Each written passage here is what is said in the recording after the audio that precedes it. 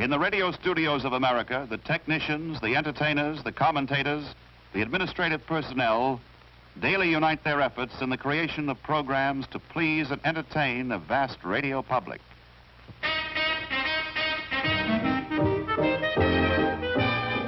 The wide variety of broadcasts include group discussions, political speeches,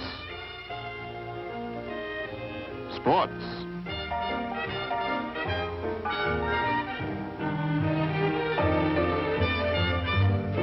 drama, and comedy. These are the programs that America listens to. Many of the programs are provided by large companies called networks, whose offices are towering skyscrapers. In their employ are thousands of technicians, musicians, and artists. And with their elaborate facilities, their stations are joined together in networks that stretch from coast to coast, their giant towers straddling the country. But also serving the public are radio stations without networks. Typical is this small independent station in New York. Its power is only 5,000 watts compared to the 50,000 utilized by the big companies. Its studio is the top floor of a building on Broadway. Its radio audience is composed of listeners in only 5 states, as compared to the nationwide public reached by the large networks. Yet it serves its own audience profitably and well.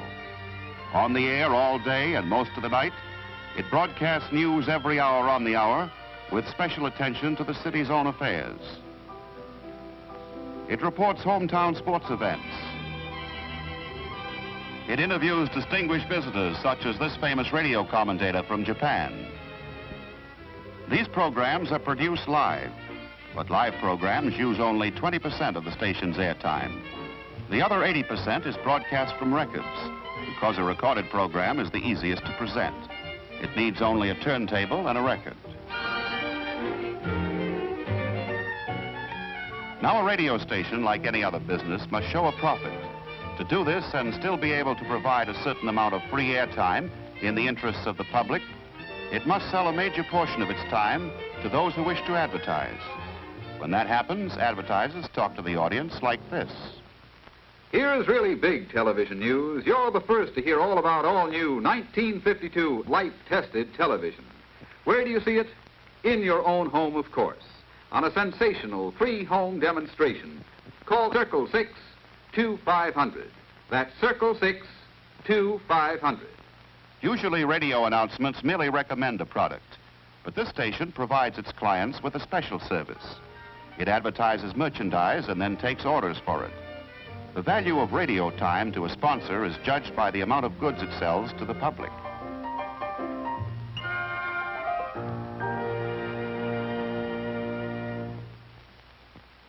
Responsible for the policy and operation of the station is its president and owner. He must conduct his business to warrant the trust placed in him by the government, which grants him free use of the airwaves.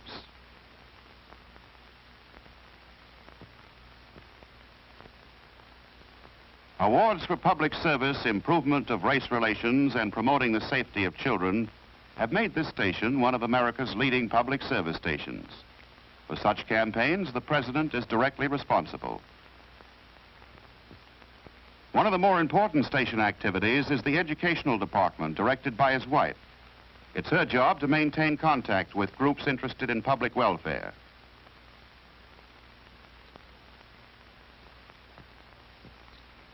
Perhaps the key man is the station's general manager. He bears the responsibility for putting the president's policies into operation. He is in charge of operations, personnel, and all phases of broadcasting. Among his duties, he acts in an advisory capacity to the salesman.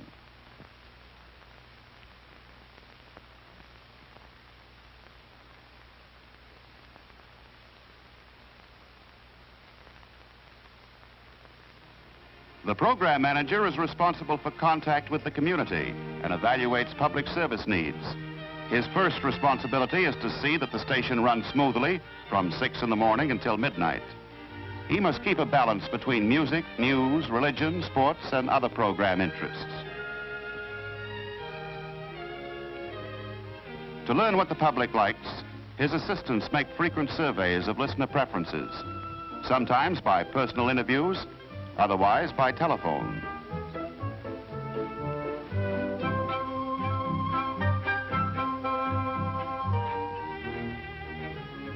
The results of these calls are tabulated, providing the program manager with a standard by which he can shape his policy.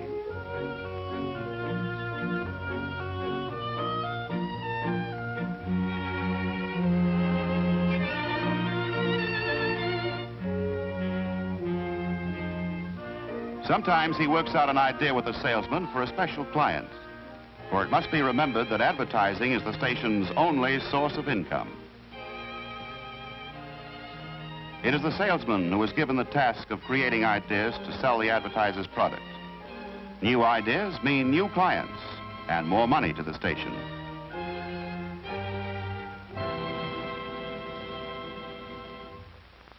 When the idea has been approved by the general manager and the director of programs, it must then be prepared for the ear of the listener.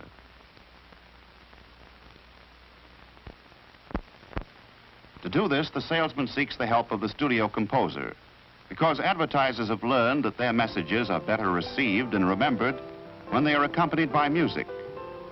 For this particular sales idea, the salesman needs background music for a 1-minute announcement, something catchy.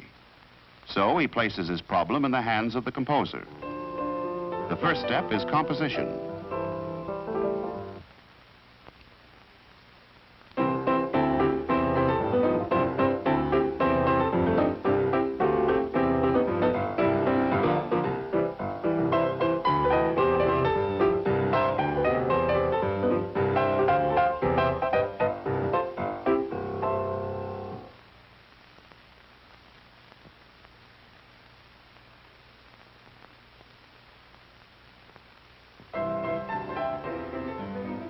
When the composition has been worked out, it is rehearsed and played by a studio orchestra and recorded on a disc.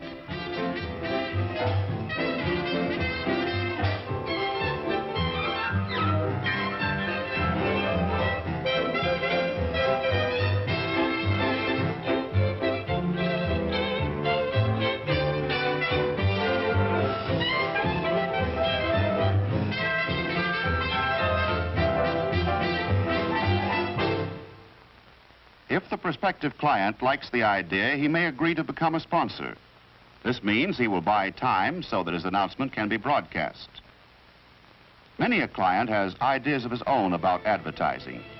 He wants his product talked about to excessive length, but government regulations keep the commercial time of every program within limits.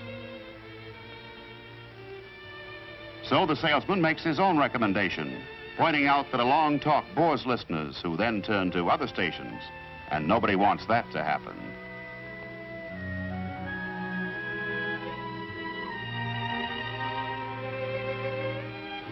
By working with its advertisers to help them win new customers, the station has attracted more than 100 clients who buy time each week to advertise their products. Furniture, flowers, clothing, books. Yes, it sells books to children through a popular program called the Young Book Reviewers. This program features informal discussions by boys and girls of important books. It's so popular that the United Nations has recommended it all over the world to students of social relations. Guided by an expert, it brings from 50 to 200 young people to the studio each week to meet visiting authors and discuss their work.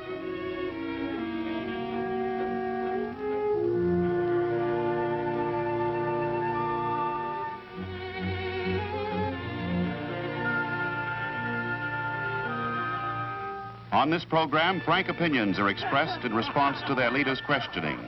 Miss Bronick, you're a great writer of biographies.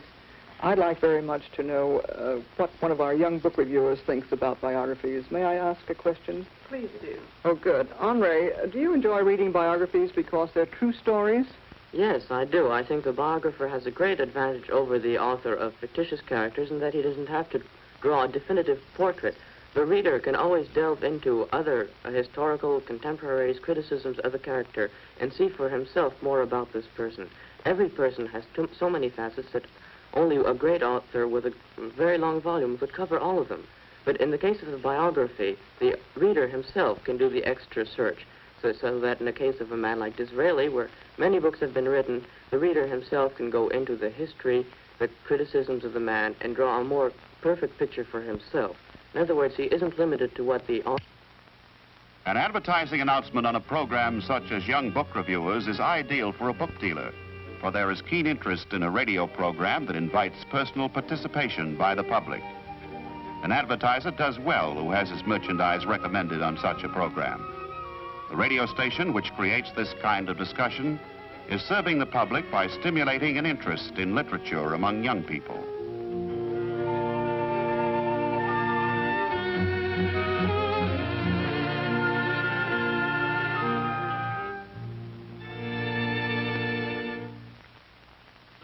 To broadcast special stories which happen outside the studio, the station has developed a small studio on wheels.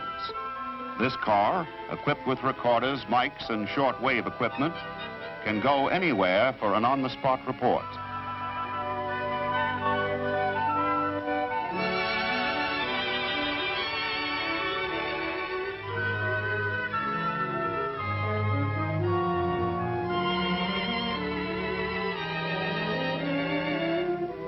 When the Security Council of the United Nations met in New York, radio faced the task of broadcasting its historic sessions.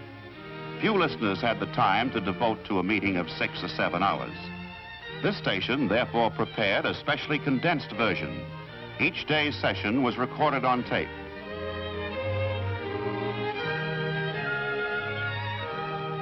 The tape was then edited down to a half-hour show.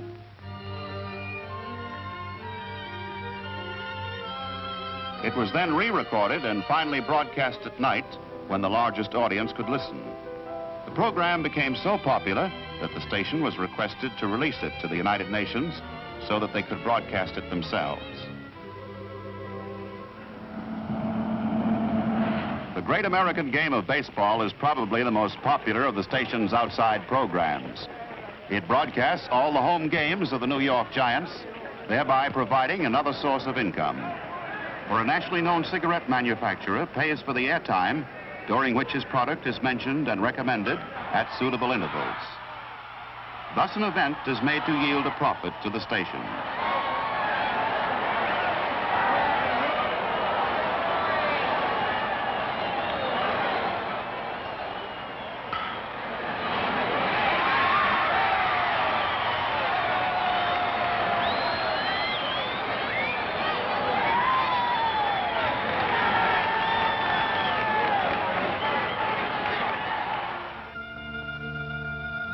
The program called The Man on the Street is another listener's favorite.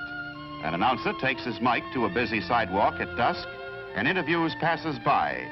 Questions of the day are discussed and opinions and attitudes freely expressed on issues of the moment.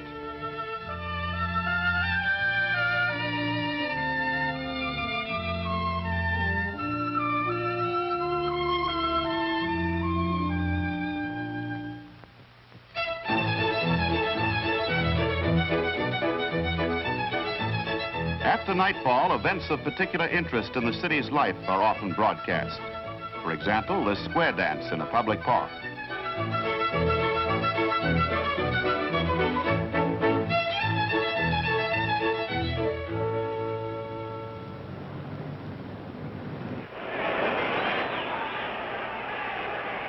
Sports exhibitions never fail to interest thousands who crowd the arena and more thousands who listen in on their radios.